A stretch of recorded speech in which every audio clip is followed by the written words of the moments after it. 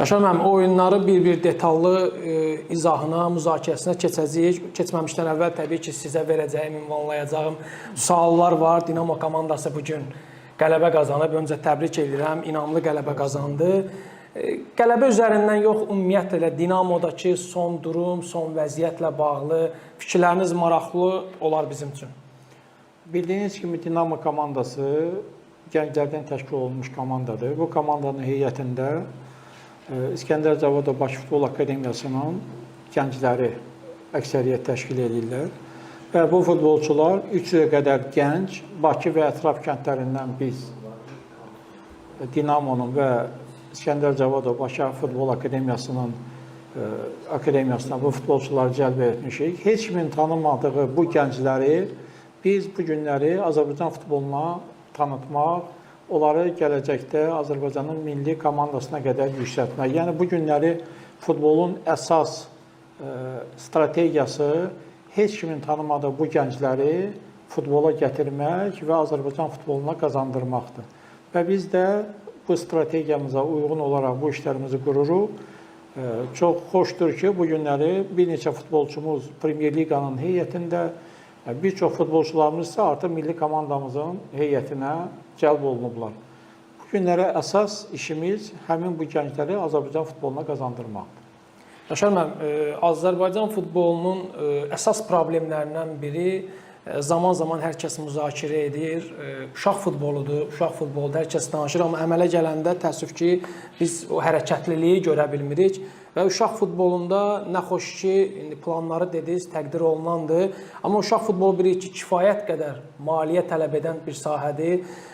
Bu baxımdan akademiyanın durumu, vəziyyəti necədir? Bugün bilirik ki, Premyer Liqa klublarında akademiya fəaliyyət göstərir, amma müəyyən bir yardım paketi ayrılır və hardasa lisenziya şərtləri xatirinə bəzi akademiyalar fəaliyyət göstərir. Amma Dinamo komandasını fərqləndirən xüsusiyyətlərdən biri odur ki, qarşısında belə bir tələb yoxdur. Komanda aşağı yaş qruplarını saxlamaya bilər, akademiyanı formalaşdırmaya bilər. Amma Azərbaycan futbolu naminə bu fəaliyyətinizi davam etdirirsiniz, bu klubu yaş qruplarını saxlayırsınız və bildiyimiz qədərilə demək olar bütün yaş qrupları fəaliyyət göstərir. Bu durumdan, maliyyə baxımından vəziyyət necədir? Sözün biz uzun illər Azərbaycan futbolunda olan bir təcrübəli bir adam kimi deyə bilərəm ki, bu günləri biz düzgün strategiya ilə Dinamo komandasını idarə edirik. Bu günləri bizim 9 yaşdan 19 yaşa qədər bütün komandalarımız Azərbaycan çempionatında çıxış edirlər və bu günləri 300 gənc Dinamo Futbol Klubunun və İskəndər Cavadov Bakı Futbol Akademiyasının müvafiq yaş qruplarına dəvət olunub, oynayırlar və siz çox doğru qeyd elədiniz ki, bu günləri baxmayaraq Premyer Liqada iştirak edən komandalar və onu da xatırlatmalıyam ki, o komandalara baxmayaraq çox böyük miqdarda 500 min civarında uşaq futbolunu inkişaf etdirmək üçün dövlət dəstəyi var. Bütün bunlara baxmayaraq bizə heç bir dəstək olmasa da biz Premyer Liqa komandalara qədər komandalarımızı ölkə çempionatında oynamasını təmin etmişik.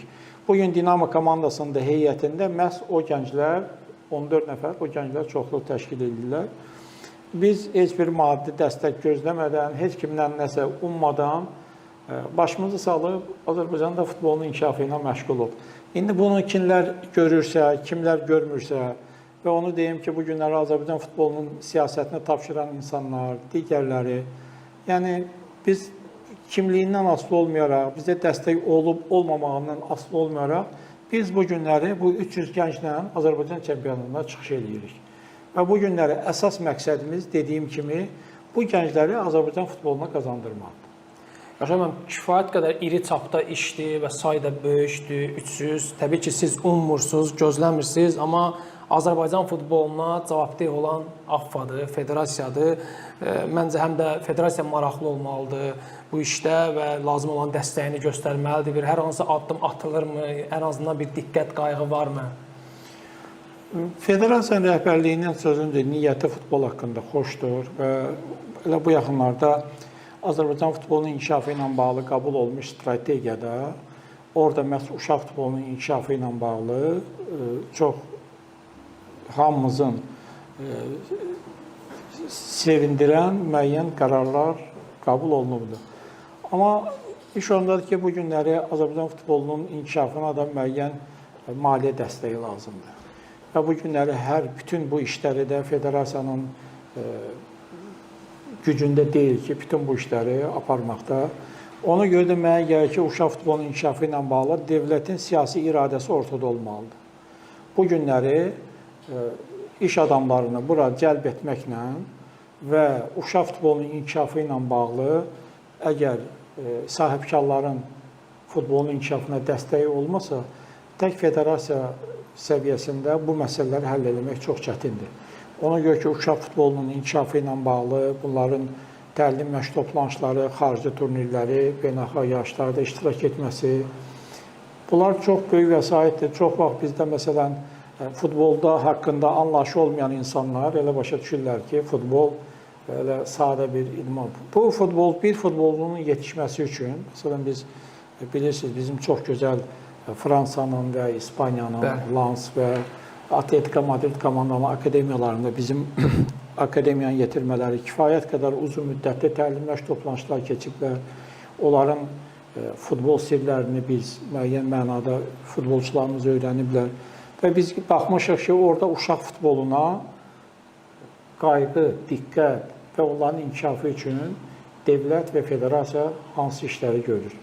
Bu günləri o işləri Azərbaycan futbolunda demək olar ki, 5-10%-ni biz görə bilərik. Ona görə də bu günləri milli komandamızın beynəlxalq yarışlarda, dünya və Avropa çempionatında çox vaxt insanlarımız, ancaq çox təəssüflə qeyd etməliyik ki, yaxın 10 illiklərdə bizim milli komandamızın Avropa və dünya çempionatının seçmə mərhələlərində oynamağı elə xəyal olaraq qalacaq. Ona görə ki, uşaq futbolumuza bu cür baxış bunu bizə deməyə əsas verir.